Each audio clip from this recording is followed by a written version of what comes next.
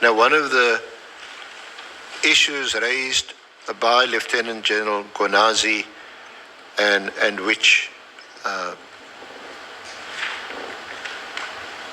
this honourable committee can perhaps give guidance to the National Assembly on how to fix it is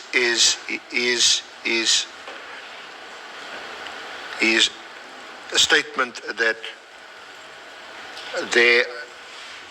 a big problem in the police is the mechanisms of appointment of high-ranking police officials, that there doesn't appear to be an alignment in the way high-ranking officials, and I'm going to take it to some specific provisions, and that this causes a conflict and could well be the reason that you have some of these issues that have arisen, especially in relation to the allegations that he makes.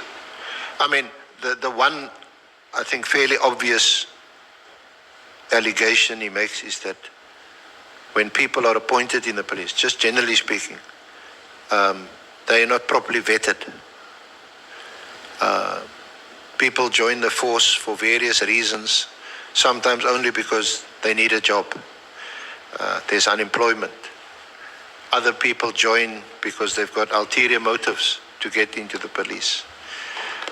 Other people join because there's nepotism. There's all kinds of reasons other than what he says are the right reasons, certainly why he joined the police, and that is to serve his country.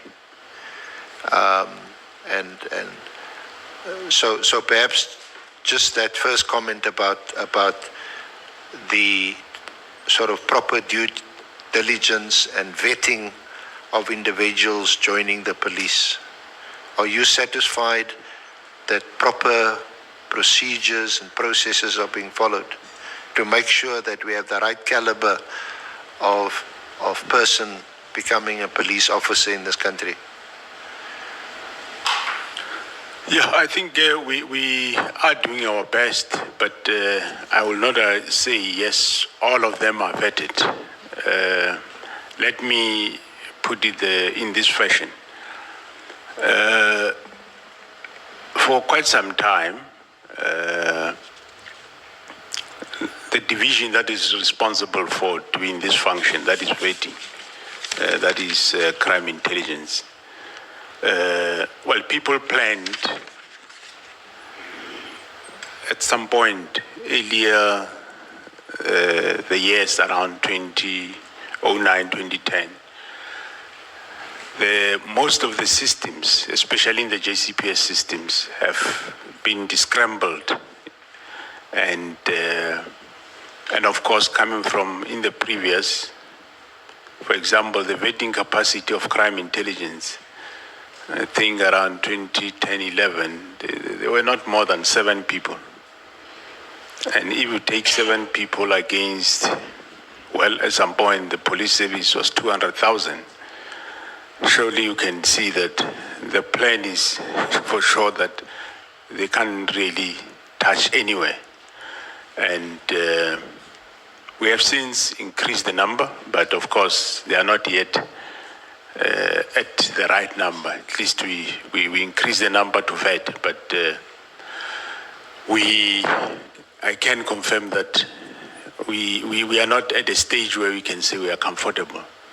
But with regard to your senior management, yes, every year they submit financial disclosures. We do a lifestyle audit internally. Where there are red flags, we investigate them, and we identify risks. So much so that I can even say that the IMSA, which is the risk management institution of South Africa, this year they gave an award to, I think last week they gave an award to South African Police Service as the best public department in managing and applying risk management. But what then is not yet home is that we don't have the capacity to fully vet the whole 186 workforce. We are still building that capacity. But luckily, with regard to senior management, in April this year, in as much as we have internally done our own lifestyle audit, I approached the SIU, Special Investigation Unit, and they do have a capacity.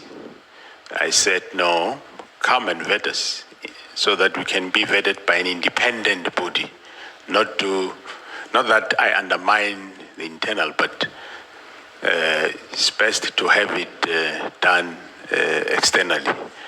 And we had various meetings, and they will soon be about to start. We have cleared all the shortfalls or problems that were on the way, and there will be vetting. The senior management is about 840 or so.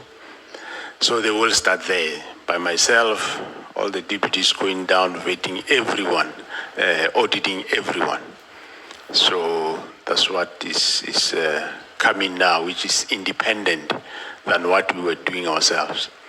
And the crime intelligence capacity, we increased last year or 2 years ago, we gave them 300 people.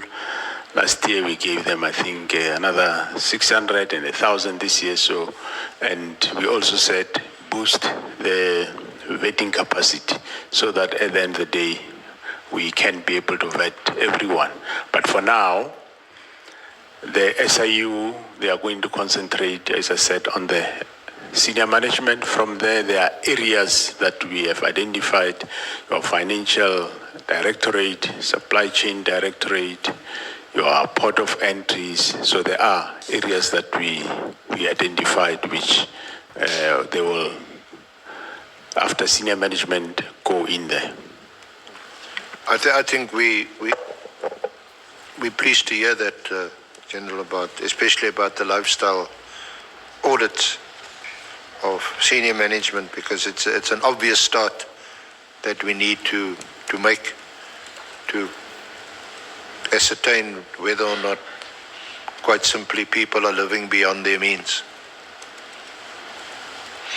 You're not in agreement? I am in agreement, Honorable Chair, that yes, that will also look at everyone and see whether nobody live beyond his means, regardless of who you are. So that's the right thing to do. Except that, how do you do a lifestyle audit of members of the force who are involved in covert intelligence, in covert activities? And some of them, for the activities, they say, no, they must drive a Lamborghini or a Ferrari or live in a lovely house as a front or as a cover for the work that they do.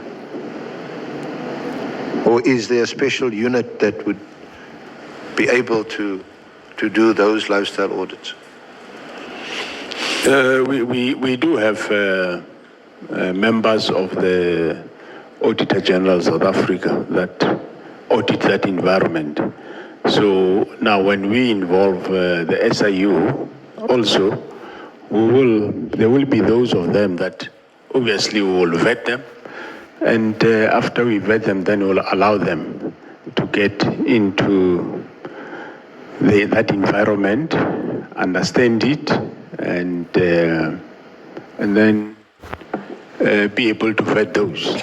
There will be nothing. There will be no limitations. Nothing wrong. If you do your work, you do your work, but they will be able to do the lifestyle audit. Thank you.